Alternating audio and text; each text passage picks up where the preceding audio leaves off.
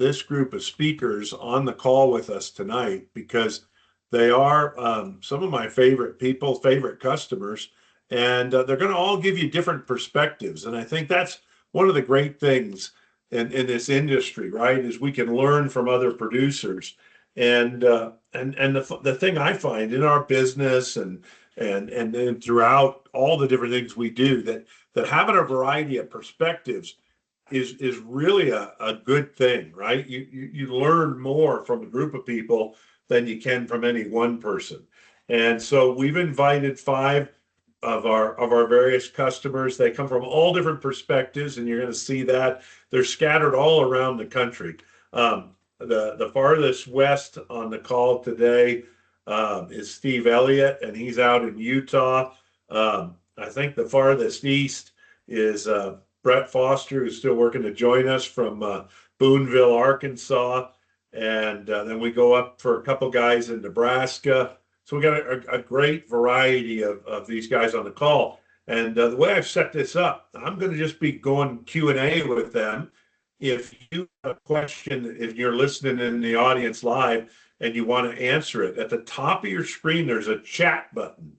If you click on that chat button, it'll pop up a little thing on the side of your screen, and then you can type a message in there. If you want to type a question in there, and then I'll have either Russ or Craig or somebody will tell me that there's a message or a question there, and we'll go along with that. But basically, we're gonna start with our speakers, and we titled this seminar "Cows That Work and Steers That Pay." And those of you that have followed the program know that that's our logo for Dollar Profit. We say, look, it's going to build both. And people, when we first started saying that, said, boy, that's kind of hard to do. How can you build great cows that also make great feeder calves? And that's the beautiful thing about indexes is they help you go places that are kind of hard to get to. It's kind of like a really good GPS system or a really good map. If you're old school, it'll take you places you can't find on your own. And I think the Dollar Profit Index is doing that. So these are going to be some real world stories. I think every one of the gentlemen joining us tonight, I consider to be really an expert and a student at what they're doing with their cow herds. And they're doing some different things. But we're going to have them just join in and go Q&A with us. We're going to start out tonight with Clint Holland. And Clint had walked through the whole history with us. He came first to be with us as an intern. He was in school at Fort Hays and was there with Gary Rowland. And I think Gary probably talked you into coming, Clint. And we probably worked your tail off for the better part of a season anyway. And it was great having you. And then, of course, Clint went home to his operation in Missouri, and being young and impressionable, I'm sure his family thought we had brainwashed him because he got home and he wanted to use these bulls from Colorado, and I'm sure they shook heads. But we'll dive right into that. So, Clint, if you would just give us a little bit of background. When was that when you were out here interning? What year was that? I think I showed up January of 2013 and stayed through the sale until I went back and graduated. But that's awesome, man. That's 11 years ago. A lot changed in 11 years, hasn't it? Yeah, it has. It didn't feel like that long, but it's been a long time ago. What do you remember about interning, Clint? Well, Colorado was different than Kansas for sure. And I got to see a side of the industry that I've never seen before. So that was interesting. And then just meeting everybody. And I was pretty much Kurt's assistant for the whole season. But when I showed up, you sent me on a mission to go heat check like 200 or 300 cows that you guys were syncing up for something.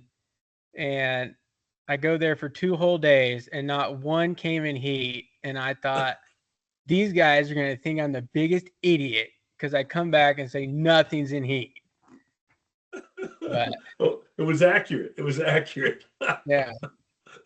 So well, that's cool. Well, tell us a little bit about where you operate, Clint, and a little bit about your guys' cattle operation. So I'm right on the Kansas-Missouri border, south of Kansas City, about an hour. Cow calf operation that we run with my dad, my younger brother, and they have a background in yard as well. We AI all of our cows and heifers, and we feed all of our steers out ourselves. And I think we'll breed like 225 females this year. And I think we've been using the Leachman bulls and semen for 13, 14 years now.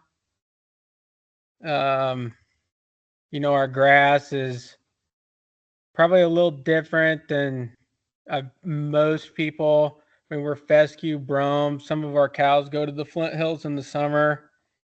Um, Feed is not a problem for us. We have plenty of feed. And is that some seasons that's pretty high quality and some seasons it's not, right? Right. Yes. And I remember one day you called me, Clint. I don't know if you remember that, and you were talking about the stabilizers, and you said we're not really sure that these cattle are good sale barn cattle. What did you mean when you said that, Clint? You remember that? Yeah. So my family, we background a lot of cattle, and the sale barn mentality is thin and green, Right. and the stabilizers, they're not thin and green. They're what you would consider fleshy from a sale barn mind. And if you think about it, we calve in February and our steers kill in May. So 15 months, those those cattle are gaining over 3 pounds their whole life. They're not going to be thin and fleshy. So um, they're a different type of what the traditional sale barn mentality of is like compensatory gain and stuff. Yeah. I think one of the things is that like when people look at them because they're kind of stocky, right? That they think maybe they're not going to gain. I think that's right because I mean I think traditionally if you bought cattle that were stocky like this and they weren't selected to grow, that they probably wouldn't gain. I mean they wouldn't be good, right? But tell us about your experience. I mean you guys are buying those green calves and you're feeding your own calves that are, as you said, pretty fleshy and stocky. I mean, how do the stabilizers gain in your grow yard compared to the cattle you can buy, Clint? Well, I mean, I think the stabilizer cattle, when they hit 700 and you get them on a higher mega cow ration, they just turn on the rocket boosters and they feed now. And you can tell I mean, even if they're in a group of, sale barn cattle, you just watch them walk away from them. It's night and day.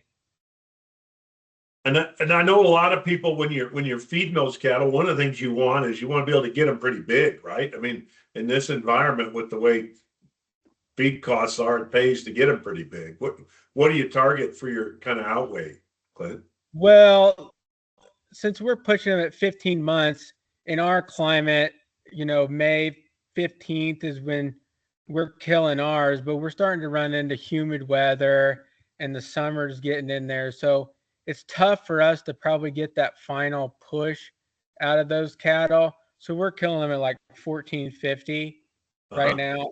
Now, when we send them, before we started feeding them ourselves, we sent them west to western Kansas and into Oklahoma a year, and they would get up into the 15s. But Yeah. I don't think we can do that here with our climate. Yeah, yeah, exactly. What tell me about where your cow herd's evolving to? Because I mean you've been at it over a decade and you've probably seen some changes. Yeah, there's been some ups and downs, I would guess you say, but now we're growing as probably as fast as you can and focusing on the maternal traits and building females without sacrificing the high performing steers as well. So females are our focus right now. When I was interning there, that was when we first kind of started using um, the genetics, and we went through some ups and downs. We had some poor udders in there, and we might have been focusing on maybe feeding quality a little too much and got our cows a little too terminal. And as soon as we switched the focus to fertility, and I think that was about the time you guys came out with the udder stars, and that just changed drastically over a few years. And our cows have went, some of our older cows that are like 8 now, they're going to be pushing 1,500 pounds. But our 2 and 3 year olds, they're 12, 1250, perfect udders on them. Just a drastic difference. And I think my dad was a skeptic, I would guess you would say, for a long time. And the steers feeding really convinced him and made him like them. And then as soon as we got the females to where they are now, a lot of capitalist daughters, got a lot of Doc's Remedy daughters. So we moderated them, fertility's up, but yet didn't sacrifice anything on the feeding side. It's like a win-win, and everybody's sold now. It's easy to convince. That's great. Tell me now, you guys did something not everybody's done, but you guys went in and DNA tested a significant chunk of the cows, huh? We've DNA'd everything. So when Inherit came out, I think in 2020, we did a group and it came back in like 5 pieces. And I just kind of glanced through the data and didn't really use it at all. And then fast forward, start hearing about other producers using it, having success. So last spring, we made the decision to do everything. And so we did all of our cows and all of our heifers at breeding time last year. And then we did our replacement heifers this fall. And I think we're taking a little different approach than maybe it's advertised as like test 2 females, keep 1. We're testing every female and culling the bottom of everything, whether it's cows, heifers. And then we're also using it we're going to sort into pastures by cows and made up our herd bulls to complement those cows a little bit and maybe use it for some breeding decisions as well. That's awesome. But the That's one great. thing that changed probably from when I first tried it to this year was I had a plan going in of like how to use the data, how to keep track of it.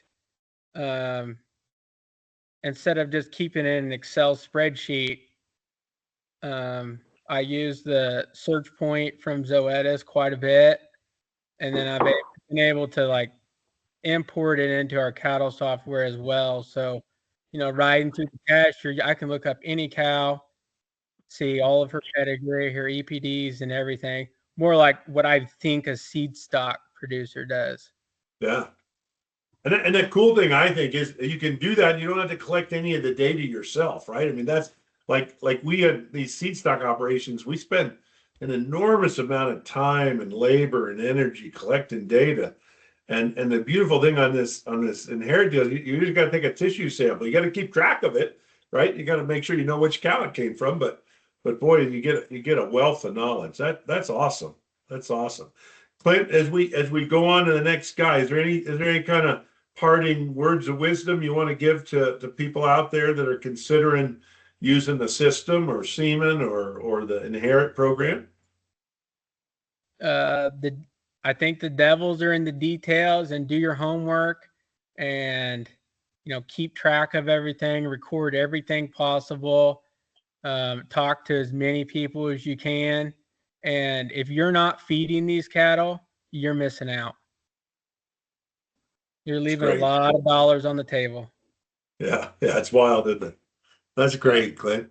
Well, thank you, Clint. Please stick around, and we're going to go on to our next speaker. But thank you so much for leading off the pack. I had to kind of do Rochambeau to get to figure out who go first, But Yeah. you did a great job. Thank you, Clint. Appreciate that. Steve, if you're ready to come off mute.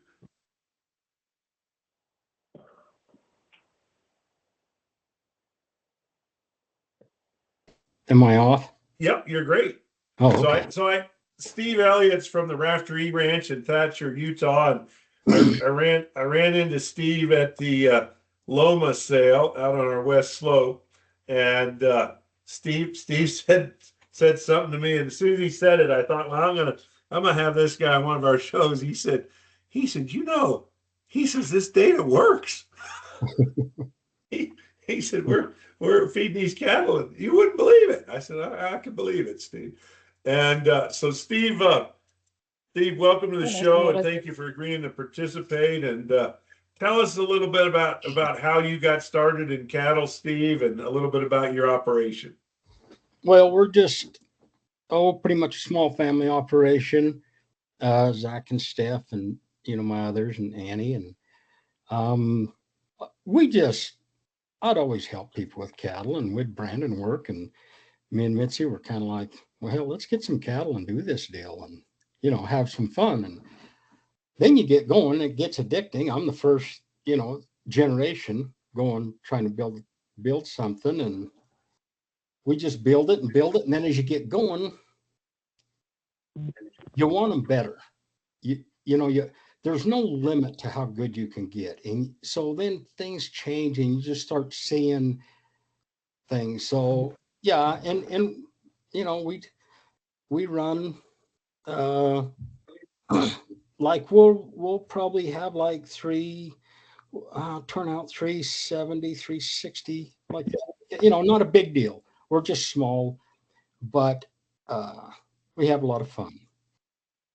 How long, Steve? When did you get the first bulls from us? Do you remember? I looked it up. 2015, I bought that consensus son from you. Oh, that's right. That's right. Got that Angus bull. Yeah. And what altitude are you guys at, and what's your country like, Steve? Probably right there around 5,000, and it's dry. I'm going to say 48 to 52, and we'll go down. Our grazing deal is unique. We work with the Fish and Game and the university and state, and we're what you'd call wetland grazers. Phragmite is an invasive weed, and so to control that, we graze a lot of that. So we go down on these places. We're not out on big, strong mountain grass. We're down on, that wet kind of what, but Phragmite is supposed to carry pretty good protein. They've tested at 12, 13%. So that's what we end up doing. We don't bring, our cows will stay in a moderate condition. The calves will frame up more, like Clint was talking about, stocky. Our calves are framed up, but once we bring them home and start weaning them and then getting them over on feed, just like he's saying, you can see that there's a big difference. And Steve, then are you finishing them locally, or you've got somebody feeding them for you? We've got a guy that's 5 miles from the house. And he bought an old feedlot, and he feeds them, and we doctor them, vitamin, mineral, do everything like that. And then come time to the packing plant's 40 miles away. So we'll go in there and we'll sort, when they're finished, we'll go in there and sort loads. We can get 35 on the semi. And so we'll go in there and sort a load, haul a load over. I'll call them in. It's not like we take the whole pin and go. We just go in and say, let's sort a load, go, like every week when they start getting ready. Yeah. So, how long have you been feeding them, Steve? Oh, I'm trying to, I was kind of looking at that. 9. No, let me think. In 2009. Here's the deal on that one. Our carcasses were like 750 pounds. We had, that's all right. Maybe 2% primes. It just, so, and then as time gets going, and then, I'm reading your deal. Cows that work, steers that pay. And I'm reading that deal and thinking, well, here we go. This is what we're doing. We need moderate cows. We need steers that, so it, 2009 is when we started. I bought your first bull in 15, and that's all we have. That's all we've had since is genetics. So your first, you talk about them being 750 pounds and 2% prime. What would that compare to where you're at now, Steve? Oh, So we looked up. I told Mitzi the calves that I buy that we put in there, these are just our personal deals. I got it wrote down. Our steers were under 930 pounds. They were like 929 something. They were 72.4% cab. They were 51.7% primes. Everything was choice. We had nothing below choice. The heifers were 58.6 prime, 65% cab, 842 pounds. For us, we were tickled to death with that. Yeah, you got some of those cattle bringing a couple $100 premium, right? Yeah. Oh yeah. Yeah. That is.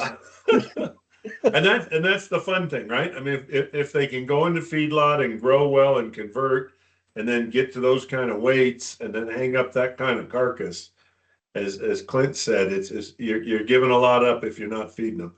And what, as you go through that, Steve, I mean, how have your cows changed over the years? What do you see there?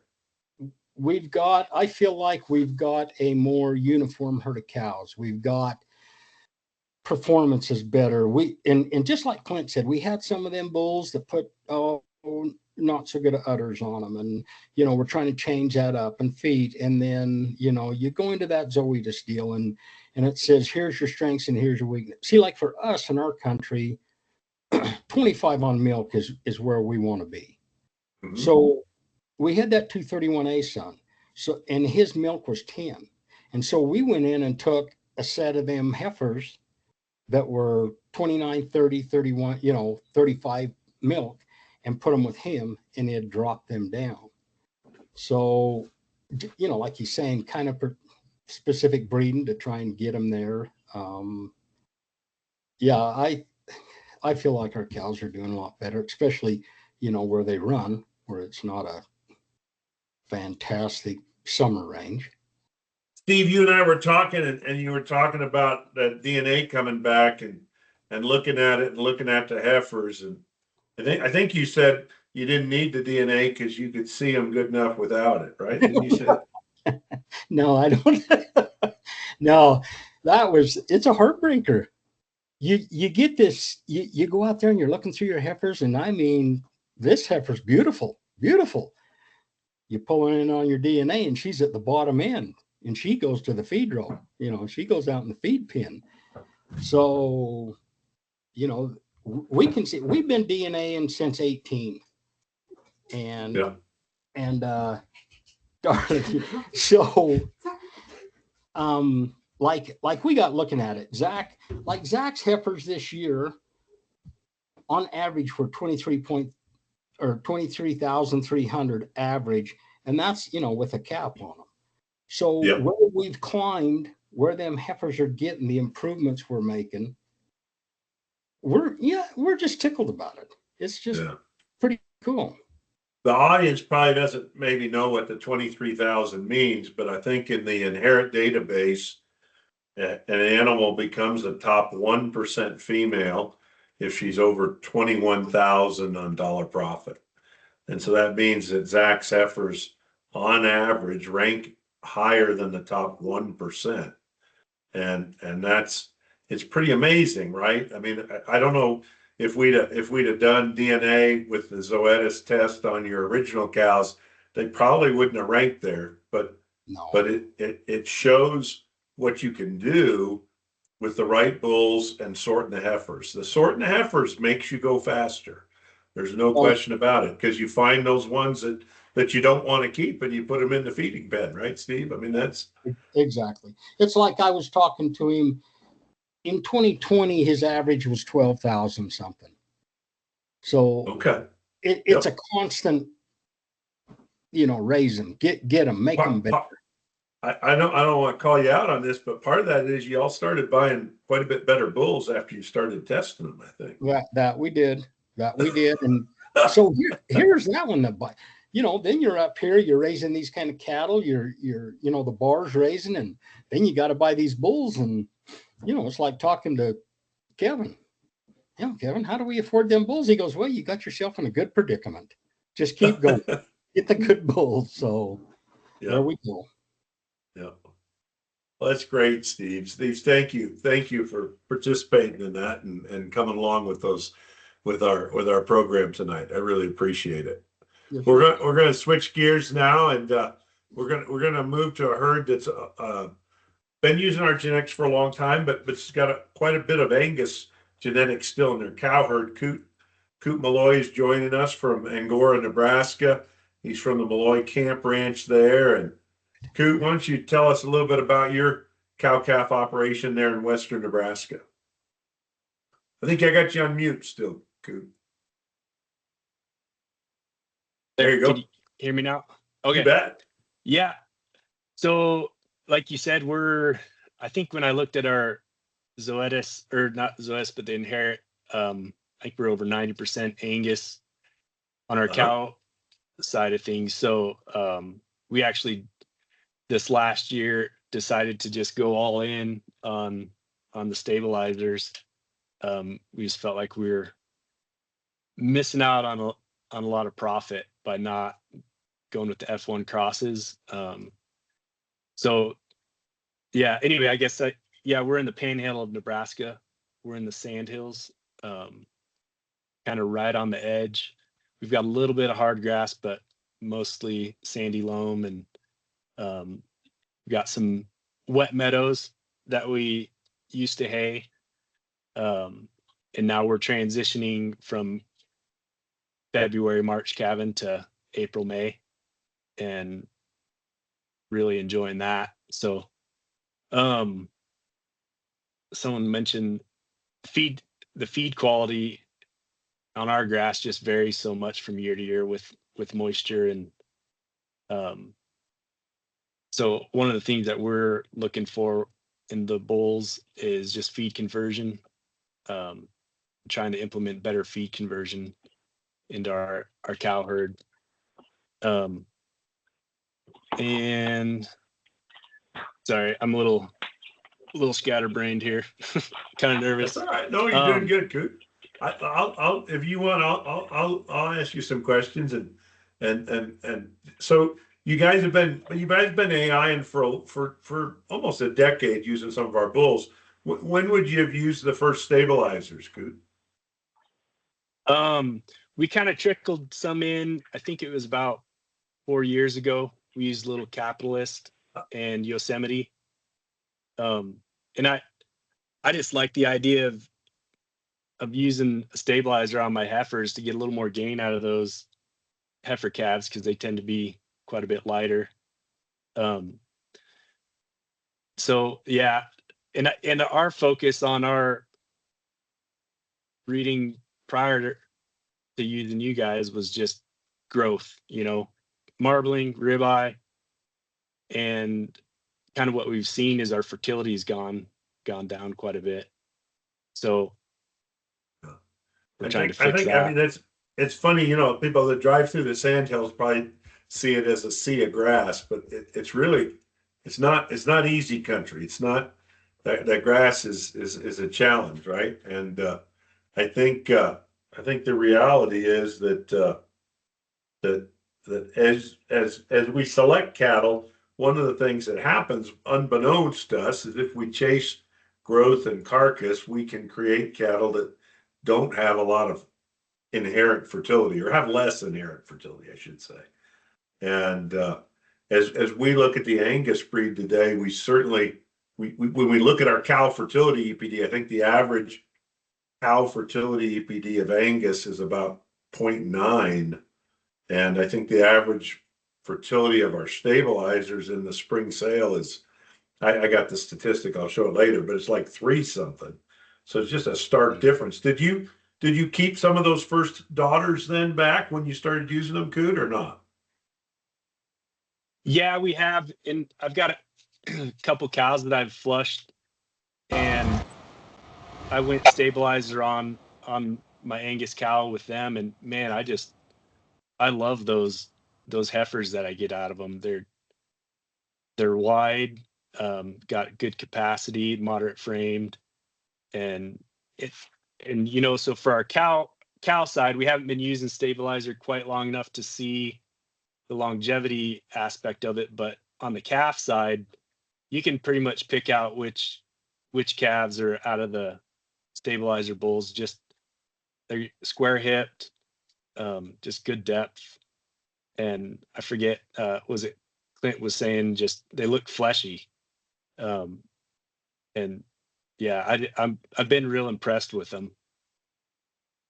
As you look forward, Coot, and I know Aaron works with you really closely, our rep up there in the Sand Hills.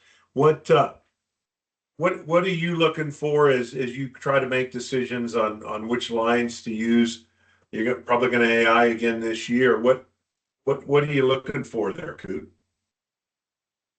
Yeah, so we kind of decided on our AI side, we're going to focus on dollar ranch and fertility being one of the main aspects that we're looking for in the bull. And then, like I said, the feed conversion. And then as far as the bulls that we buy, we're going to try to focus more on, the terminal cross, because we'll probably end up keeping most of the AI heifers, and on the stuff that just bull breeds, we want them to perform better in the feed yard and whatnot. So yeah, we're just mainly focusing on the fertility and feed conversion for right now. That's great. And like That's great. Steve said, it's amazing. So we started using Inherit on our replacement heifers 2 years ago, and when we're running them through the chute, I'm just like, man, that is a beautiful heifer. Why are we selling her? It kind of hurts a little bit, but I'm excited to see. I know that the proof is in the pudding, and you hear it from a lot of guys that the numbers work, and that's what excites me the most, is being able to use the Inherit test as a tool as opposed to an EPD, which is, an average of the sire and dam. You really don't know where you're going. So the Inherit's really neat because it gives you a measurable trait that you can kind of bank on, I guess. Yeah. And help give us. It's a great point, right? Because you guys been AIing for a long time, and you get the average of the sire and the dam on average, but any of us that grew up in a family with multiple siblings, where presumably we have the same parents, we know we don't come out the same, right? We got the same parents, and we should have the same genetic average, but we land all over the map, right? There's a lot of variation in complete sibs, and that's what the DNA really captures. It's not just you're out of that sire and that cow. It's which genes did you get from that sire and that cow.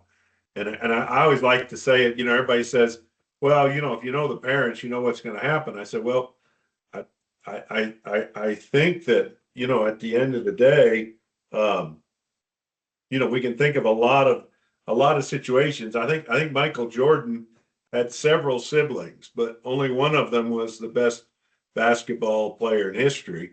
They don't all perform the same because they got different genes, and that's what the DNA tracks, right? It gives you that deal. I was talking to Jason Nelson the other night. He would have joined us tonight, but he's doing a Bible study tonight. So I said, Jason, that's more important than being on our program. And but he said, yeah, he said, I got to looking at him, and there'll be one of these heifers that looks just pretty ordinary, and the numbers say she's really good. And I'm like, well, should I keep her or not? And Jason's rep over there in Eastern Nebraska is Sam Rempe. I'm sure Sam's on the call tonight, and Sam said, just keep her. You'll see. She'll turn out. He said it works. It really works. So, yeah. Well, that's exciting, Yeah. Coot. I think with your AI program, as you know, it's pretty cool to be able to sample those bulls that are way out there and proven and have what it takes. So I think that's going to be exciting to watch that herd change. It'll change pretty fast with that AI. That's a superpower if you can get them AI'd. And I know you guys have done that in scale and made that work really well. You want to share any tricks to your trade on your AI program on what the keys are? Oh, just timing, and watching their feed. And we tried an experiment this last year. We didn't use cedars on our cows. I was talking to Aaron about it, and he suggested just putting the bulls in, give them a shot and then put the bulls in, and then I think we put them in for 5 days. I'd have to look back, and then give them another shot. And man, we were over 50% on the breed up doing it that way. And I don't know if it just happened to be the year, because every year is a little bit different, but that saved us quite a bit of money, not having to put cedars in all those cows. I was real happy with the results on that. At the scale you're doing it, the cedar bill's big, isn't it? Good. Yeah. It adds up. They're not cheap, and I think for people that have done the AI, when you synchronize with the cedar, the synchrony is so tight that then you got to be careful that you got enough bulls to clean them up. We in our seed stock herd, we sync them in 2 different groups about a week apart, just so we don't get too many coming back in the heat at the same time. So it's a challenge. Yeah. Well, Coot, thank you. I'm going to jump over to Brett Foster next. We're going to go south and east. Brett, I think, is on now. I think you're muted. No, you're not muted, Brett. Can you hear me? Yes, sir. Hey, Brett, thanks for joining us. I'm glad that Good you got that figured out. Well, you're in a little different part of the country than some of our speakers. Tell us a little bit about your corner of the world there in Boonville, and what it's like, and the graft, and how you make it work there in your cow-calf operation. Well, of course, we are quite a lot further south. We get about 51 inches of rain a year right here, and it can get quite humid and hot in the summertime, really, really hot with the humidity. We are fortunate enough to where we live, we have an abundance of poultry litter, which is a very good fertilizer, which we use a lot, and it's has a lot of micronutrients in it, and it's a very cheap, reasonable fertilizer versus commercial, and it'll actually over double your production per acre. And that's just, what high land is. And when you can do that, we're just very fortunate to be here and be able to use that. When you fertilize like that, Brett, what kind of stocking rate do you end up getting? 2 acres to the cow. Wow. Yeah.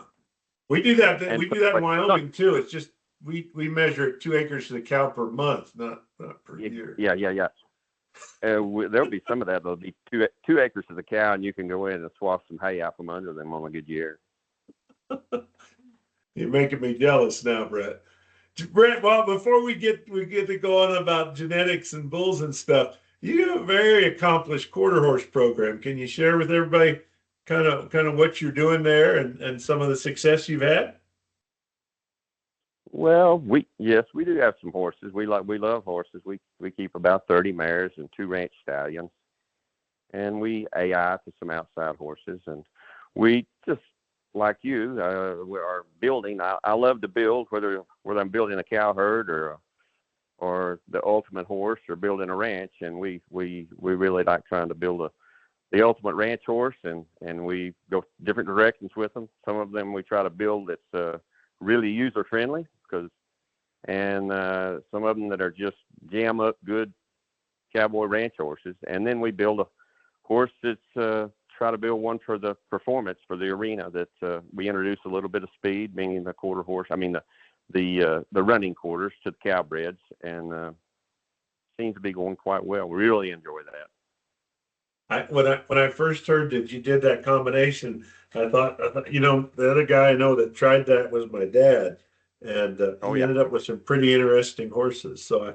I'm looking forward to coming and seeing them, Brett. You kind of got my imagination captured. If somebody wanted to learn about your horse program, is there a website or something they can go to, Brett? Actually, I do not have a website up. No. Okay. But they could call right. and love to visit with them. Well, that's all right. Well, Brett, we were figuring the other day, and I near the math I could figure, you've got to have used almost maybe more than 300 Leachman or Leachman influenced bulls since you started doing business with us. When was that? Do you remember? I thought we looked that up. I can't remember what the first ones came. Maybe as early as What was it? It was in 2007 or 2008. Yeah, that's right. It was 2007 and or 8. That's right. I've used 296. I looked that up. Okay. Yeah. And I mean, a lot of people, Brett, and you're a long way from where we are, and I'm sure when you started going to Colorado, people wondered if those bulls were gonna function in your environment. Tell us about that, and when you breed, and the kind of age bulls you like to have, and how you make that work. Because I know people will listen from your part of the country, and it's not just a cakewalk, is it? No, that was a learning curve there. It definitely was. But I have learned that, well, I do try to stay away from the big-haired bulls, just the big-haired Yep. bulls. But, and I've learned to give those bulls some time to acclimate, try to get them here 3-4 months prior to using. And that seems to really help. Yep. Get them used to eating that grass and working around in that heat and that sort of Yeah. thing. But as you found that, I mean, most of those stabilizer bulls do adapt to that environment, Brett? Yes, sir. Yes, sir. It's just a no-brainer to me. Yeah. Very well. Yeah. But they do need to be handled in the right manner a little bit coming south here.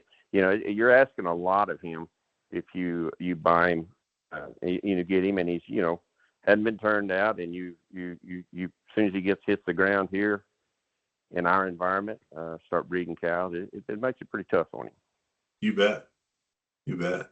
I know, Brett, that we were talking, and you ended up buying a bunch of those Accelerate line bulls, and other people have mentioned the other quality, but the feet are also, I think all these breeders, any breeder that's honest would say that as we chased carcass and growth, foot structure got worse.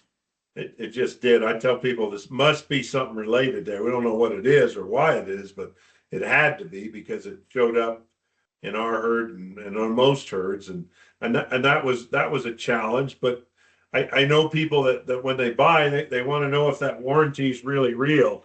And I guess, Brett, you could talk about that, because when those bulls went into your environment, it was particularly a challenge, wasn't it?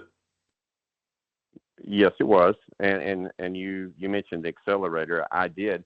There was one season there when I came to your spring sale. I don't remember exactly. I think I bought 30 or 32 bulls, but there were 21 of them that were Accelerators.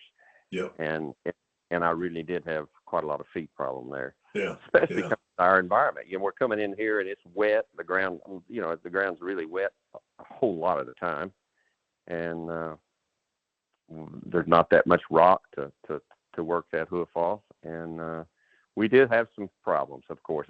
My problems was probably twice as much as what you usually have. I don't know, but I would say it was. But you were very good to work with, or your team was, to back that up. And gosh, you handled it very professionally, and I appreciate that. Well, it's always part of it. We got Craig Hayes on the team here, and Craig is he kind of I don't know if he's a foot Nazi or what he is, but he's very demanding of what they're like. And I was just looking. I want to say that the claw EPD for that bull was up around.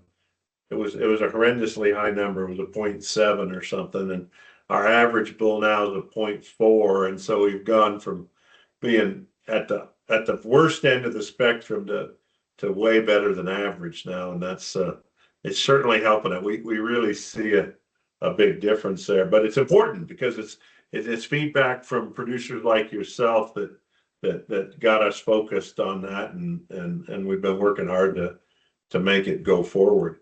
I know, Brett, you guys have been feeding your cattle with our friend Steve Scholes at Lincoln County Feed Yard, and you've been feeding cattle for a long time. What do you see with the stabilizers there? Are they working well for you? Very well, very well. I've been feeding with Steve probably 7 or 8 years. Very pleased that he does a great job. But I've been feeding my own calves now for 32 years, I believe. outside of a couple of years, I didn't feed my calves. I just didn't need the risk. I bought some ranch ground. I needed to sell them so I could cut my risk. But other than that, I fed them all. And I fed probably at eight or 10 different yards. But some time ago, I sent some cattle to a yard that I had not sent any cattle to for quite a long time. And I asked about the cattle when they got there, what he thought about them, how they looked. They said, well, they look good. They look kind of like the, normal black Angus, the Angus black-hided calf. Looks like a good calf. But when he hung them up, he called me and he said, "Did you say you did different? What kind of sires was it you said you were using?" Because they blew the top off of what we have here at the yard, and they're so much different than what you used to send me, Brett. So that was just because they were that stabilizer. Well, because I had not sent him any of those in the past. Now, Brett, you're doing something kind of exciting right now. You're using some bulls that are awfully high on that dollar feeder index. Can you tell everybody a little bit about what your strategy is there? Yes, and another thing about those bulls that I was going to say a minute ago about the feed, I've gotten 37 Leachman bulls in the last 2 years, and their feet are great. I mean, they're like you want to build a foot on a horse. It's like an old horseman would say, it starts with a foot up. Well, the same with these bulls. They hadn't made a bobble, none of them, since I've had them, and I've had them these, going on 2 years. Yeah. And yes, I do. I am starting to build a herd, which will be terminal cross, and then I will have my maternal herd. That's in the process. Yeah. And I've got really high hopes for those feeders. The numbers, and I will harvest some of those this upcoming next month, probably in the next 2 months. Harvest several of those, and excited to see that. Yeah, it's the market's rewarding us now for marbling and rewarding us for feed efficiency and for carcass weight. And what do you see? I mean, obviously you and I, Brett, have talked. I mean, it's a fine line on keeping ear in your cattle down in that part of the country. And where do you see that sorting out? You think you're going to be able to get by without much, or how do you see that playing out, Brett, as you go forward? I plan to, because that just kills the grade. So of course, a Brahma cross animal here in the South, that she does do better as far as the heat tolerance, the bugs, the insects, all of that, her longevity. But it really, really does hurt you if you're feeding your own cattle on your carcass. And I think that we can, with a little bit of work, I think we can completely ease that out and just be running straight stabilizers, picking the right ones. Yeah, that's pretty exciting. We're gonna be looking forward to that. We'll be interested to know we're working on we're always working on new EPDs at Leachman. If you guys haven't figured that out, that's kind of a thing. But we're working on a hair shedding EPD, and that'll probably be one to come out in the next couple of years. So if you could learn if there's some way we could build that southern stabilizer that had that heat tolerance as some of the Brahma cross, that would just knock, and still hang up with the other stabilizers. That would be unbelievable. Yeah, well, he may run a little bit behind, but we're trying some of that. We'll see how that all kind of filters out. Stay tuned for that, for more on that. Yes, sir. Well, Brett, thank you so much, and appreciate you jumping on with us today. Thank you. I saved the longest standing relationship we have for last. Jim Tomlinson coming on. Jim today's the seed stock herd manager at the Rex Ranch, but we go back with Jim clear into the 1980s. Jim, that's a long time. We surely you can't be old enough for that to be true, but I think it is. Am I right? When would we have first met at Dick Mott's place, Jim? Yeah, it was about right in there somewhere.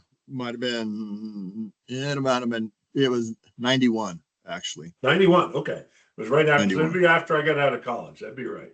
Yeah. Yeah. Well, long time ago. Long time ago, right? And Jim's seen a lot of different aspects. That was a straight Angus herd, and and now you're in the Sandhills of Nebraska, working for an outfit that runs quite a few cows.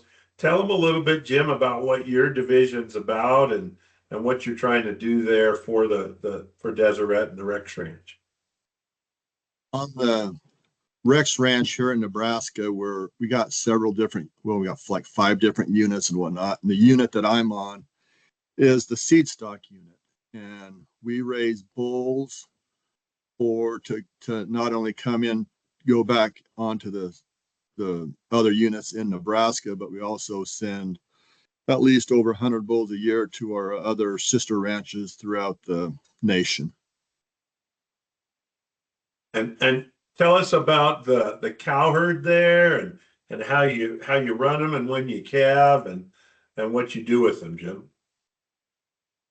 I inherited a pretty darn good bunch of cows. They're stabilizer cows, and all of us have our own little niche. If we're running a seed stock herd, we all see cows a little bit differently and whatnot. So I've been here going on 8 years now and have put my eye on them, the kind of cattle that I like. The good thing about the way we're set up here, at least a third of our cows here, and I can't say a number, but a lot that we run here on this unit, a third of those cows will leave the ranch to go out to the commercial place. I mean, the commercial units. So we're able to turn the generations really, really quick. And that's pretty exciting because we've, I'm not going to say made advancements, but we've made great strides to where I see the cow herd going just by able to roll the generations. And now, Jim, what are you doing grazing wise with that herd? Is it a pretty grass based deal? I mean, tell them a little bit about how you manage those cows. It's all grass. We all range out. We're basically a cake and range or alfalfa and range outfit in the wintertime. Mm-hmm. And then in the summertime, we're on the sand hills or we're just recently started grazing our meadows, which is really interesting and whatnot. Just started that. But yeah, it's and when are you calving there, Jim? We start calving late April, May. Mm-hmm. And with doing that, and the reason we do that is we got so many, one guy takes care of a stink pot full of cows, and they used to calve in March and April, and the blizzards just took a toll because there were so many cows, and one person it was a wreck. So we started calving later. I mean, we can still have those late April, May blizzards, but chances are slimmer the closer to June you get, I guess. Yeah, absolutely. So Jim, you've talked about you kind of referred to it as putting your eye on them. What do you look for when you say in that seed stock herd? What do you want that cow to be like? In the sand hills, when I was with Mott's in Crawford, Colorado, the elevation was 7,000 feet. We went up on the back of the Grand Mesa where it was 10,000 feet. The grass was hard. I mean, and then I moved with Mott's to Nebraska, the Sandhills, Nebraska, and our weaning weights dropped off 150 pounds. Just boom, just like that, just by moving to a different environment. And those big old mountain cows that did so great in the mountains, over the years, we realized that they just couldn't. We either had to feed them a heck of a lot more or had to change the cows. And I've been in the Sandhills now for dang near 30 years. And the cows that we started raising at Mott's and the cows that we raise here, they're moderate. For growth wise, they're moderate, but they got adequate growth. About have to be moderate in milk. We don't want those those cows that have calves that are 2 or 3 calves that are really great, and then all of a sudden they're gone. because they're empty. So the milk has to be pretty moderate, and then they got to be fertile. Since we're a cake and range or alfalfa and range outfit in the wintertime, those cows have to be fertile. And the sandhills where we're at, we got lots of grass, but the protein in it is not very good. So we can raise a lot of calves, but they're not going to be your wow calves like you get on hard grass and whatnot. Yep. So we got to have them fertile and fertile with least amount of input as we can get them. Yep. So Jim, you started. You guys are using some AI to bring the stabilizer in there, and how do you pick the bulls you use? Well, first I look at dollar profit, then I look at dollar ranch and dollar feeder, then I look at the stars, and then I look at all their EPDs. So everything there involved. I mean, I've been with you guys for a long time, and you can basically, by looking at all that info and knowing how to decipher it, you know about exactly what you're going to get. So I look for all that stuff. Dollar ranch is important, but maybe not quite as important, because I think milk is kind of involved with dollar ranch, right? Mm-hmm. And so dollar ranch is important, but I don't want it to be too high, because when I look through there, if I look at the milk and it's a 30 or above, I just ain't gonna do it. Mm-hmm. And where we feed our cattle out,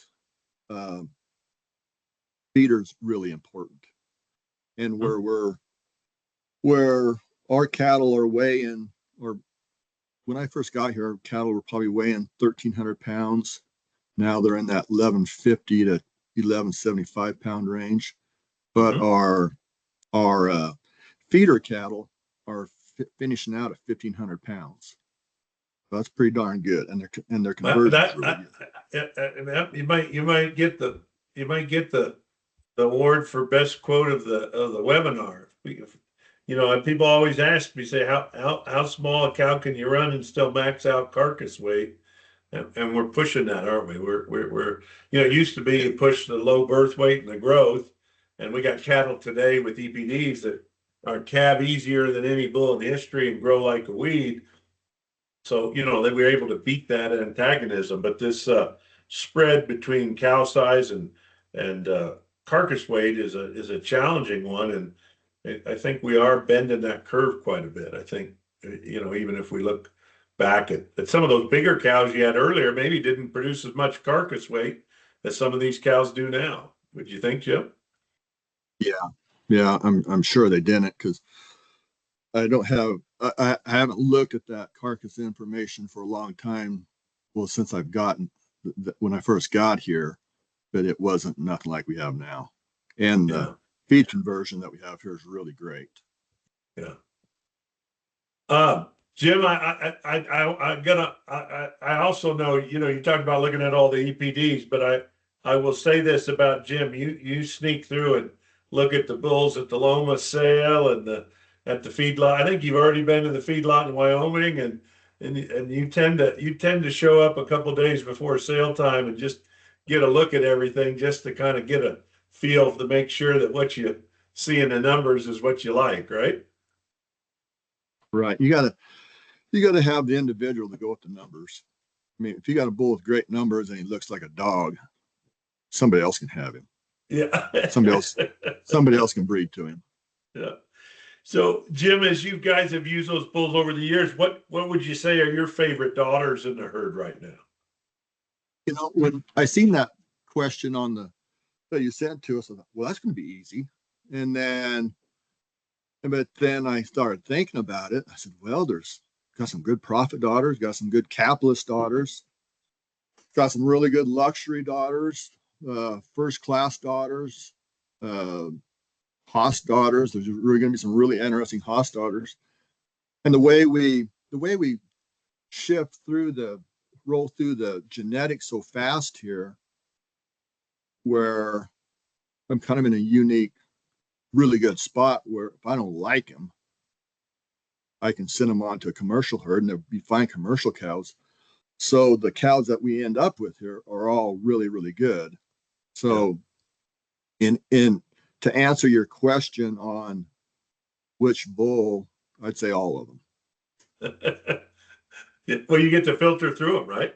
So now Yeah, you've got your 24 calves now. The heifers you keep on the ranch and grow them out there, or do they go off to a grow yard, Jim? we used to keep them here, and through the last 10 years, so we've been pretty dry. And the Rex unit itself, we're way overstocked. So we've been sending the heifers down to Steve down at Lincoln County Feeders, and he just gets them by there.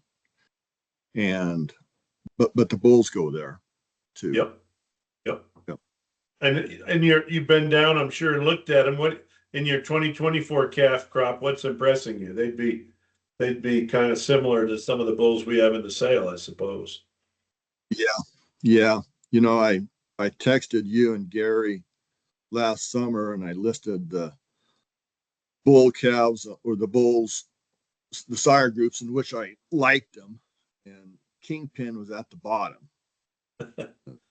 It wasn't impressed. They just didn't impress me. Well, they got closer to weaning time. They started kicking into gear, and now they've been on feed for 80 days, and they look really, really good. So I would have to say Kingpin is one of the top ones. The Kit Carson calves, they came out as studs, and they maintained that position as just being really good. As far as heifer bulls, well, a lot of Kingpins are going to be heifer bulls, but Jericho. Yeah. Jericho's an interesting bull. He was at the Loma sale. Interesting bull. I bred him to a lot of big heifers that need to be framed down, and he hit that right on the nose. We got some really interesting Jericho bulls down there. Yeah. Long, thick, and really good. That's awesome. Well, that's a great set of information to give everybody, Jim, and we sure appreciate you coming on board and joining us. I hope everybody out there has enjoyed this conversation as much as I have.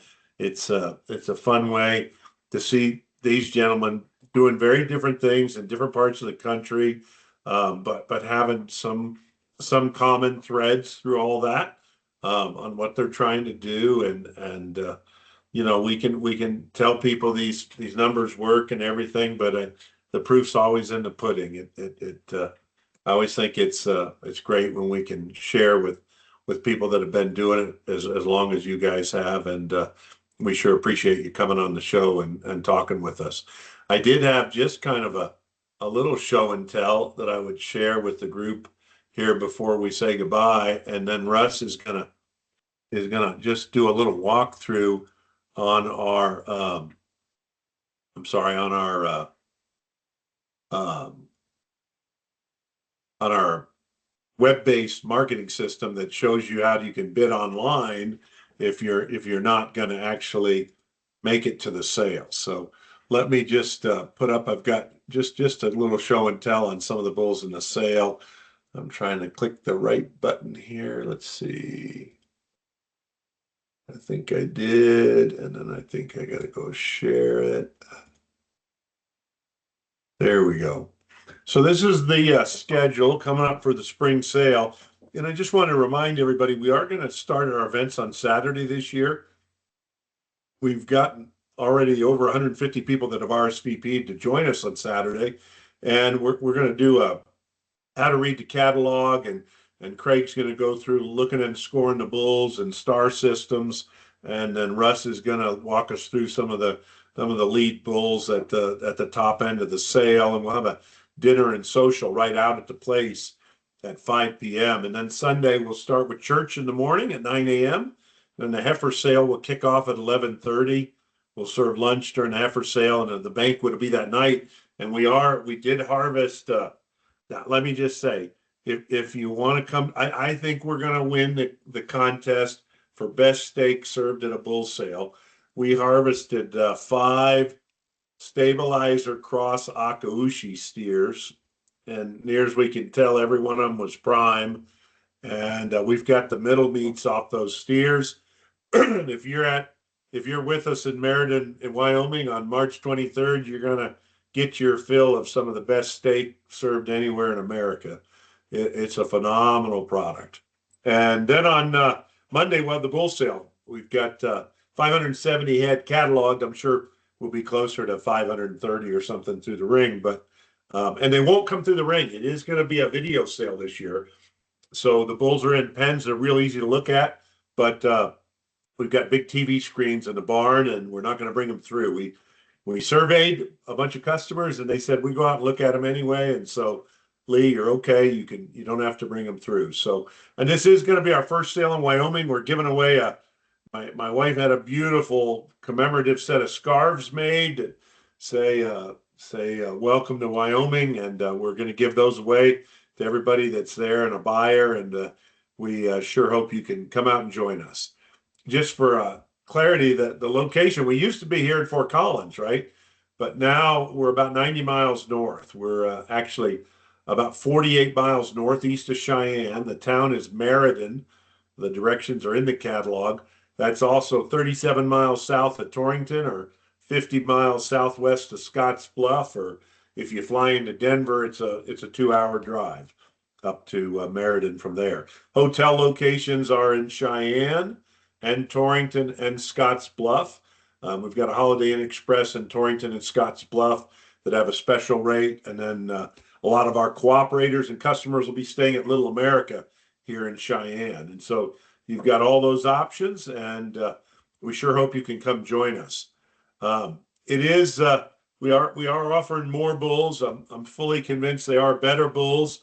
I don't know in this market whether I'm going to get away claiming they're for less, but I think for what you buy, they'll be pretty unprecedented. I think the average dollar profit of the bull in the sale is $30,000. That ranks in the top 0.3%, and they get there with a top 3.5% ranch at 147 and a top 0.3% on dollar feeder. So they really crush it on these indexes. That level of bulls, even as recently as a couple years ago, I mean, those were the bulls that were bringing 15 to 25,000 in our spring sale, because they were our herd bulls that were going back into cooperator herds and seed stock herds. And this year, that's the average of the bulls in the sale. And there are lots of heifer bulls in the mix, the average birth weight being minus 1.6, 55 weaning and 101 yearling, strong numbers. But with the growth and the milk, we're not chasing that too hard. We want to keep the cow weight right about average.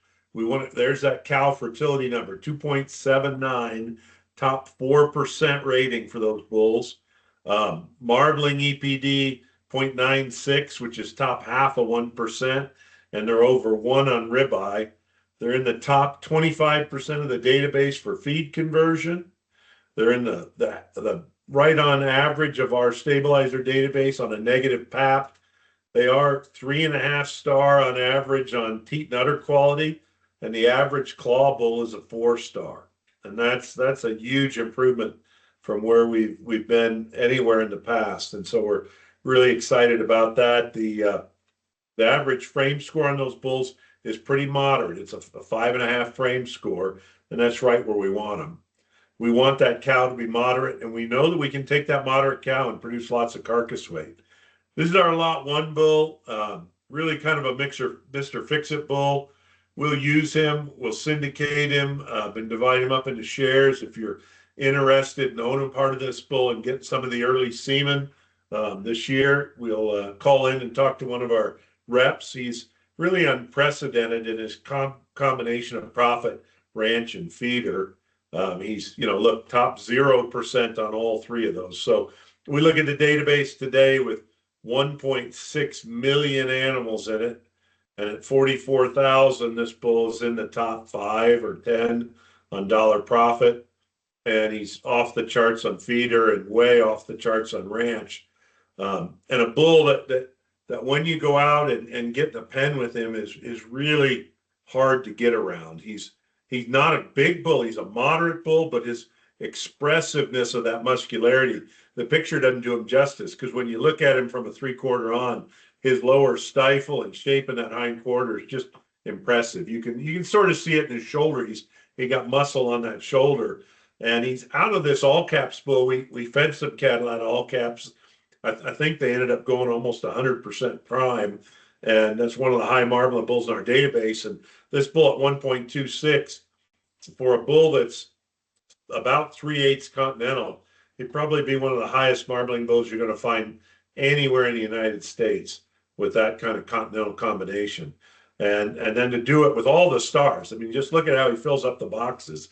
He's got calving ease. He's a 4.75 star all-around bull, which means he kills it on the maternal, on the cow fertility, on the udder. He kills all that really well. He's a 5-star growth bull and a 5-star carcass bull and a 5-star foot bull. Just an amazingly well-footed bull. The bull is born in December, and so he's been on feed since he was weaned, and he's carrying quite a bit of body condition, and the feet are just near perfect. Quite impressive, really quiet bull to get along with. So super exciting bull we're going to start the sale with. Just as you go down through the sale, we got a lot of Kadoka Sun selling. This is another bull. When they are these all-around bulls, that means they do the carcass and the cow side well, and it's not surprising they do well on all three indexes. This bull's a big-time growth bull with tons of muscle and power and tremendous feed to gain. When you get into this minus 2.8 on or 0.28 on feed to gain, you're talking about cattle that are going to convert around 5-1. So just phenomenal on feed conversion. We got a tremendous set of Red Bulls. I think there's 85 Red Bulls in the sale. They're led by this lot 31 bull who's 42,000 on dollar profit. I think probably, for sure within our database, but I'm going to be a little bold and say he's got to be the highest dollar profit red-hided bull in the country. We're going to use him. We're going to syndicate him as well. Just a bull that does everything super, super well, and tremendous marbling. Again, 1.45 on marbling. We had a high marbling red bull a long time ago that many of the people on this call used a little bit of. His name was 18 Carat, and he turned out to be high marbling. He was extremely high marbling, but he had nowhere near the maternal aspects of this bull. Bull's a very moderate bull, tremendous dollar ranch, and a bull that's gonna do a great job, and we're really excited. And he is a son of that bull that Jim Tomlinson was talking about, the Kingpin bull, and doing a great job.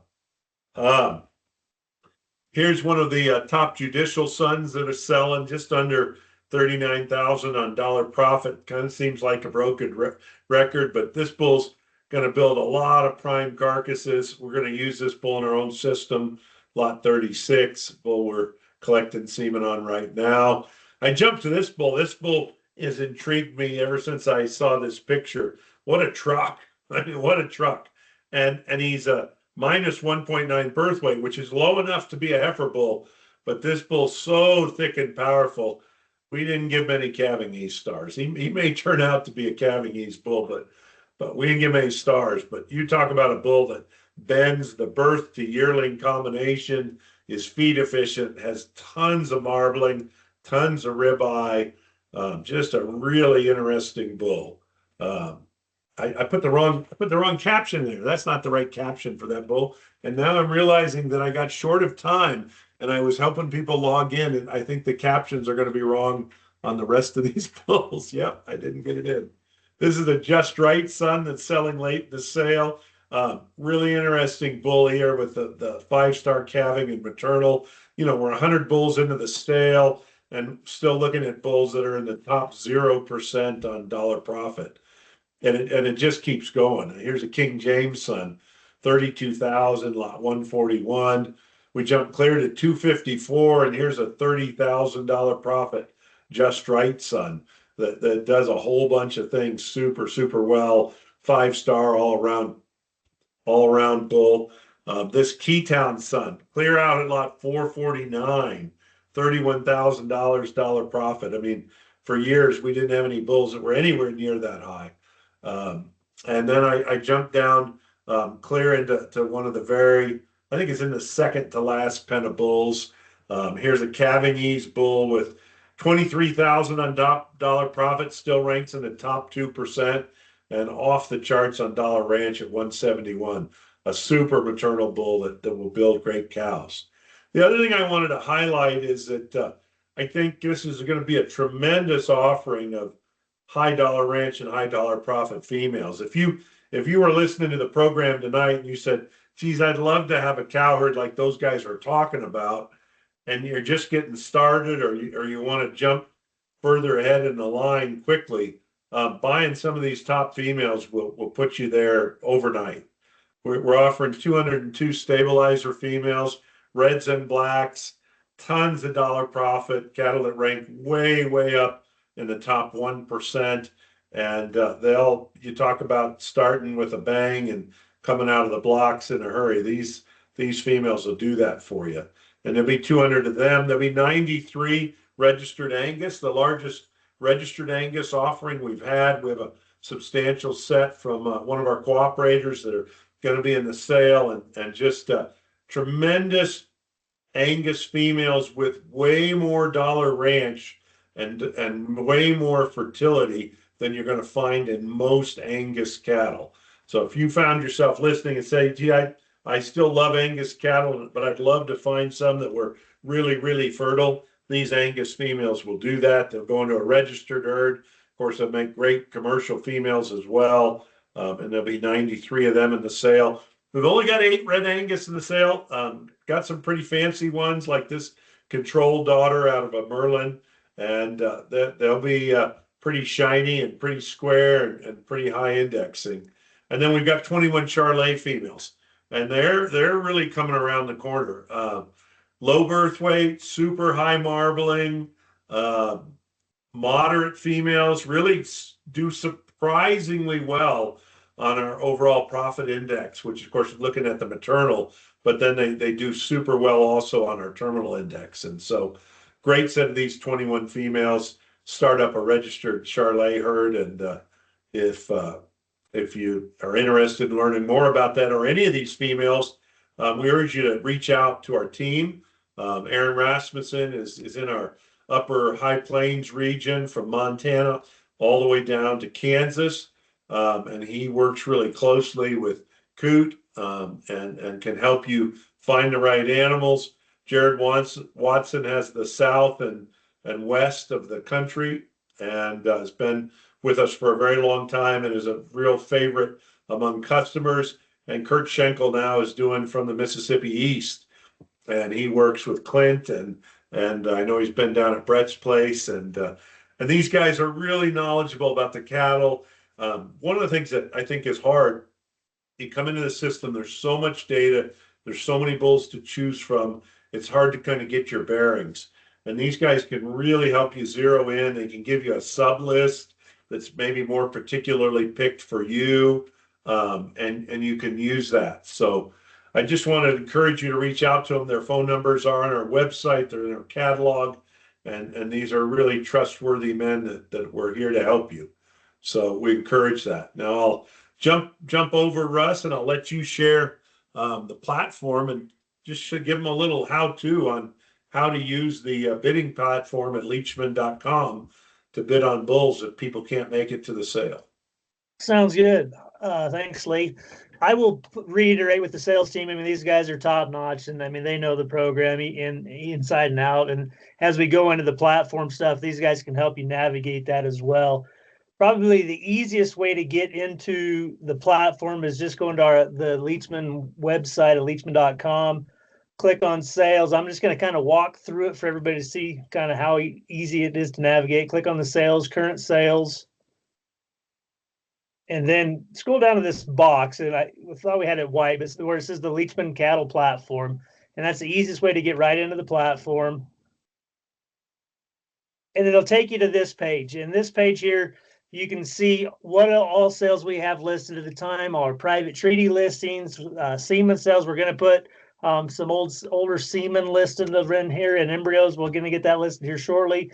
But you can see the sales that are highlighted. These are the upcoming sales, the heifer sale, then the bull sale I have listed as 2 different sales because they're on 2 different days.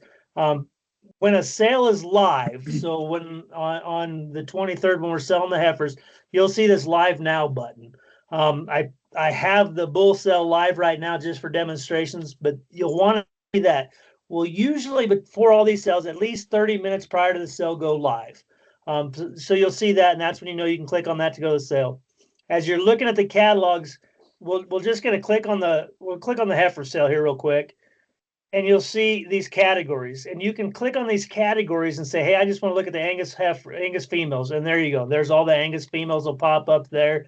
We're working on getting all the videos uploaded. We don't have them already yet uploaded, but we're close. But we'll categorize some things. We click on the bulls. I got to clear it. And so if you get stuck like that, so it's trying to find Angus females in the bull cell, there's none there. So you got to clear that. And then, all right, here we got the bulls. And you click on, okay, we want to find all the 5-star maternal bulls. And I kind of highlighted all those through the catalog. There's 149 that are 4 to 5-star maternal bulls. So you can kind of help you guys sort those bulls ahead of time. Use the spreadsheet that you can get on the lot 0-1. That's the link to get to the spreadsheet if you don't already have it downloaded. When you go to log in, we did update a deal where you do have to verify your account. Even if you've already had an account, you're going to need to, if you're going to bid, you got to verify with a credit card now. We updated our access to the platform. We felt it was a safety net for us to just keep unwanted bidders, that are just going to try to screw something up. So we got to verify with credit card. So if you are going to bid from home before this sale or any of our sales, please go through and verify with a credit card. If you're having any issues with signing in or anything, give me a call. Sometimes we're having issues with having to reset passwords. I'm not sure why that we're not, the platform hasn't been able to figure that out for me exactly yet, why we're having issues there, but you might have to re-verify a password and I can change those for you. So you click on the sale that's live right now. So if you aren't registered for the sale, this is what you'd see. You can watch the sale. When we have a live feed from a sale, this box here will be a little smaller. From the sale for the spring sale, we'll have a live feed kind of showing the auction block and the live screen of the videos playing, of the videos of the heifers and bulls playing. You can click over here. You can see, oh, there's this picture. I don't know where his video is not showing up, but and you should be able to see the videos there, but you'll see a live feed of the videos during every lot that's selling. So right now the sale has started. We have live bid on the starting of the floor bid on the lot 1 bull. I'm going to click over here where I'm signed in already. Say you're interested in bidding the bull. It helps us that are watching the platform. If you're interested in a lot, we tell you just to hold your cursor over the bid button. That shows you that there's some interest in the bull.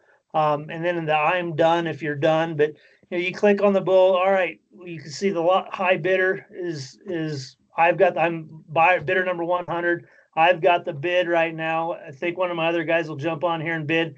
All right, there I just got outbid. And Russ, yes, sir. That bid increment is set and usually set at about 250, but you can also enter your own bid, right? You can. Yeah, you can enter your max bid. Okay.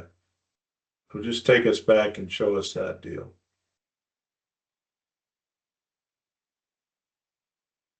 This is the first time we've tried to do a live demonstration. You got too many screens, huh, Russ? I got too many screens on. I know. I don't know how to get that down.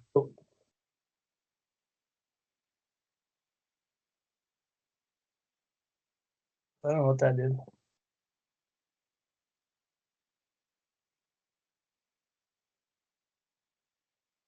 Isn't it the screen on it's got to be one of those others. Yeah. Maybe just. I'm just going to go here. One. Yeah.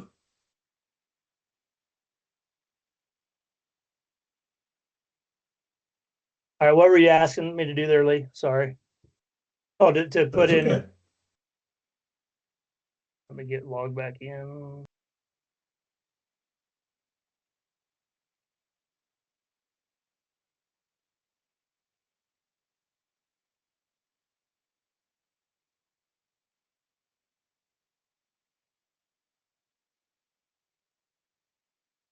All right, so there, if you want to put a max bid in, somebody looks like the guys have already bid up to 10,000. You can put a max bid in. Say you want to put a max bid in of 20,000. You put that in and submit that max bid. Now, like now you got the bid at 12,500. Aaron's going to go ahead and bid, or Kurt's going to go ahead and bid. Maybe. And so one of them bid. Now the next bid's at 15,000. I've got the high bid. And so there it bids again. I've got the high bid again, and now it's 15,000. It'll keep going up as the bid increment goes. It'll kick you out, and then if you're outbid again up to your max bid, it'll show you that you need to bid again. If you're done bidding, You've got this increment set at 2,500. I But got it during a set at normal 2,500 sale, right now. Yes, sir. normal sale will be at 500, won't it? Yeah, and it changed. I mean, we follow the auctioneer, and it's the guys that are running this. I mean, it's us listening to the auctioneer and changing that bid increment, and so there is a delay, and it's just really our ears hearing the auctioneer to what bid increments he changes to. Russ, So- do they need to refresh or anything while they're watching this for a long day sale? You shouldn't have to refresh anything when you're watching. It should keep going Okay. right with the sale. Okay. And so, If they did, could they if you just click on the link at the above, does it refresh it automatic, or how does it? Yes. Do you have to You log click in the again? refresh, and it gets you. If you think you're stuck, you can hit the refresh button, and it should bring So you right I back. would just tell people if you got a bull that you really got your heart set on, before he comes in the ring, hit that refresh button just to make sure you're right on as close as you can be. What happens, sometimes these systems lag a little bit eventually, right? So if you hit that refresh, then you're right back in there as on time as you can be. Yeah. So yeah, And you do right get there, this. I just got Yeah. outbid, and I can see, Yeah. we don't know who the high bidder is, but I'm outbid, and so I can bid again. Yep. And now I Yeah. got the max bid again. Yep. And if Cool. you're done bidding on an animal, you can click that I'm done button here, and it'll show us on the backside. Here's the screen I would see, and it shows, oh, Russ Prince is done bidding. But you can still, even though you said you were done, you can still bid again. It just lets us know, hey, you are done, but let's say you change your mind and you want to bid, you can. And just to say it the way it is, the auctioneers are going really fast. We're selling a bull every Yep. 45 seconds. Yep. And if they see that you're out, then they're probably going to go on and sell the bull. It's just like someone sitting in the audience saying, "Nope, I'm done," and that's what they're looking for. And so just as a way to kind of tell them that. But I do, I think bidding online is great, and this is a good platform. We've had a lot of people buy a lot of bulls now at sales for it's almost a full year we've used now. Yeah, right, we've been a Russ? full year So- now. Yeah. Yeah. And no big complaints or anything. It's been a good system. But it is the kind of system you probably got to have figured out what you're going to do before you get to the auction, because it'll move pretty quick. And between that and being remote, it's easy to miss a bull. It just is, just because they're going fast. Okay. Yeah. So it's just important to know that and probably have a list and make sure that the lot number matches what you're wanting, and it won't let you bid on the wrong lot. And if you bid on the wrong lot, it won't take the bid, which is a lot better. I know when we were with Superior, we'd have people that would verbally bid and they wouldn't know what lot it was on. This system's gonna be pretty certain that you're on the right lot. So Yeah, it'll that show should you the sure box. It'll show you the box with the lot number, and then every time it'll show you right here what lot number it is. Yeah. And it works very well on your Super. phone too. I know Lee's watched it quite often from his phone. The phone deal is a little bit different, a little bit, but if you're not seeing the button that shows the live now button, there's a menu button kind of in the top right corner of that'll show up on your your phone screen. You click that, and that'll show you. You'll see the red button. It'll say live now. So, any questions on that I can answer for you? And during the sale, I mean, when it's hot and going, I mean, you might be able to get a hold of me. You probably can. I've like for the spring sale, I've got the actual owner of the company of the platform is going to be there, and another one of my guys, Aaron Pitts, that's run this several of our sales and will continue. He'll be there as well, so I can take phone calls and try to help people walk through. But make sure you can get in and see that you're registered to bid prior to the sale. It is a lot easier if you do it, just like getting on this call. It's a lot easier if you checked it beforehand, and I can help you beforehand. So, super. thank you Well, I just guys. want to say a big thank you to everybody for participating tonight, especially to Clint and Coot and Steve and Brett and Jim. We really appreciate you guys' insights. We obviously appreciate your loyalty and being great customers as well. And we sure look forward to seeing you guys again soon, and invite everybody to come out and join us in Meriden coming up in a couple of weeks. Your catalog should be in the mail.